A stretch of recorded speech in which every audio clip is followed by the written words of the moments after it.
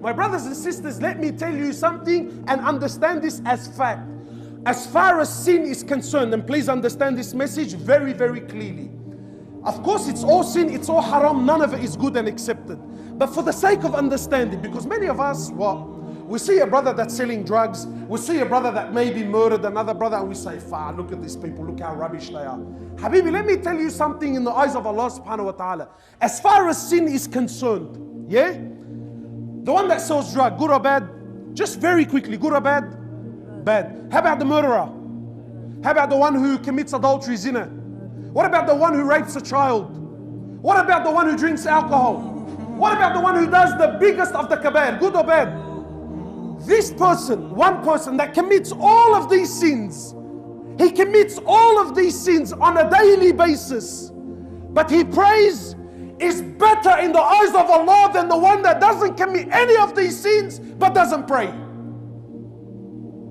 So you and your brother, yeah, I'm a good guy. Habibi, God, pack that up because it's not going to work on the day of judgment.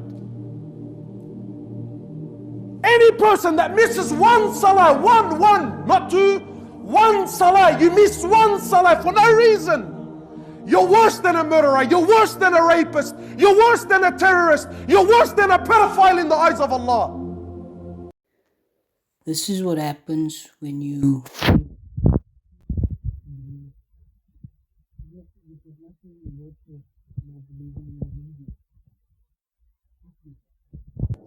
but this is what people are capable of with religion, and I'm not saying that everyone agrees with this person. I'm sure that there are even people, other Muslims, that disagree with him, but just the fact that this is what you are able to do, that this is possible. And essentially, I think that religion keeps people from making better choices. It can prevent people from being reasonable. It can prevent people from critical thinking. It can prevent people from being realistic and rational. And that is a concern. As I said earlier, that's how we end up, choosing poorly our leaders and our teachers and our speakers and things like that. Because we don't often look at facts. We don't look at things from an objective, factual view. Instead, we exercise wishful thinking. And sometimes people often say things, they make bold statements, but they don't fully understand the implications of what they are saying. I mean, if you just look at faith and what it is, faith is believing without evidence, and that means that anyone can exercise that as a tool. Anyone can make you believe anything. Because they don't have to provide any evidence, any data, they don't have to prove anything to you, you just have to believe it. And so with that method, you can make anyone believe anything if they are gullible enough. And that's the problem. That's why I'm not speaking against hope, but religious faith is not hope. It's the mutilation and weaponization of hope. There's clearly a difference between the two. And I know that we all exercise hope in our life every day, but faith is not the same thing. Religious faith is not the same thing. Because one is believing in a rational, realistic possibility, while the other one is believing in an irrational, unrealistic, delusional improbability. So I understand some people might say, their religion and their belief, it gives them hope, but we're not talking about hope. That's not hope. We're talking about the religious faith, which is something very different when compared to hope. And as I said before, religious faith is not hope at all. It's the mutilation and the weaponization of hope.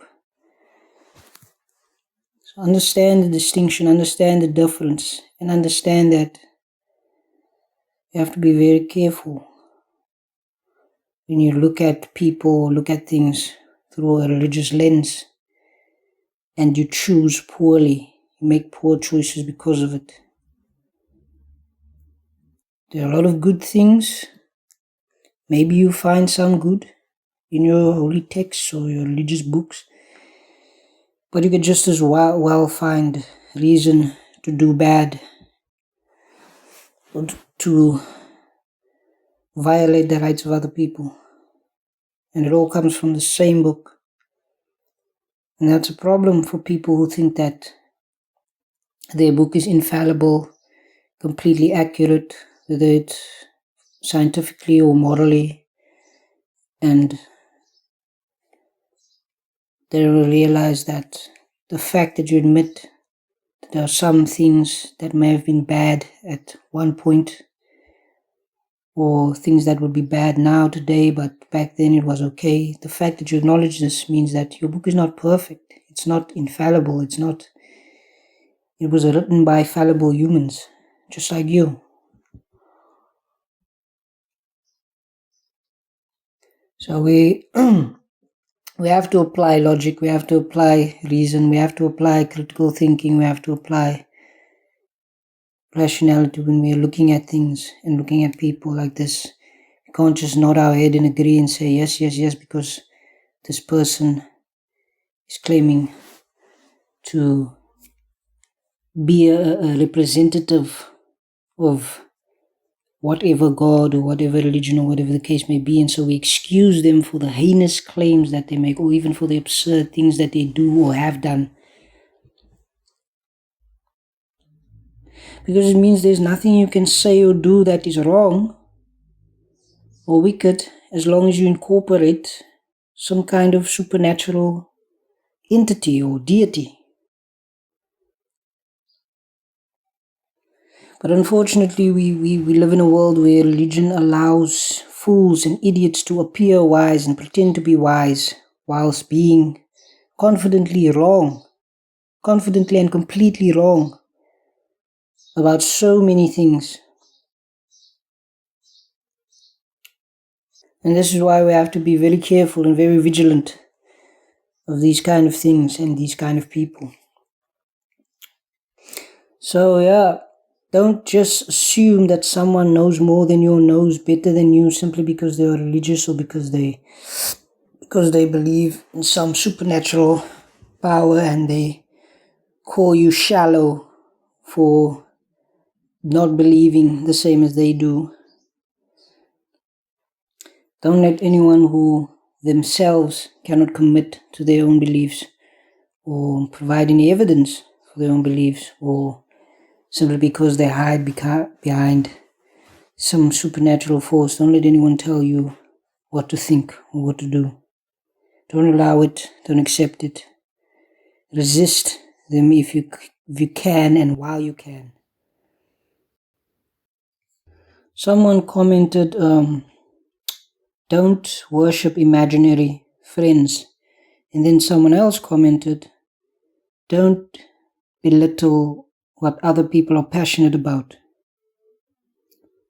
Or rather, it's wrong to belittle what other people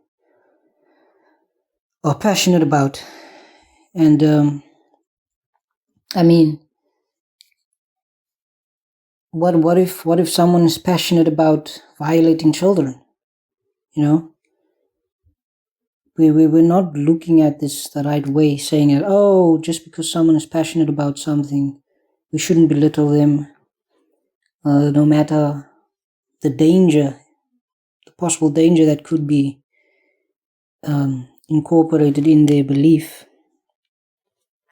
as if that doesn't matter. Oh, everyone can just be passionate about whatever they want to be passionate about. As I said, previously,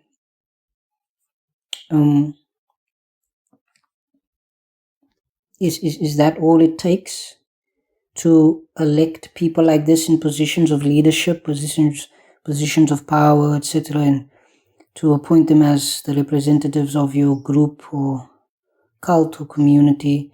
Is that all it takes? Just to prove how passionate you are and not prove that you have any logic, any reason, or that you're a rational person or an intelligent person who actually makes sense, who has common sense. You just have to prove how passionate you are. Is that all it takes?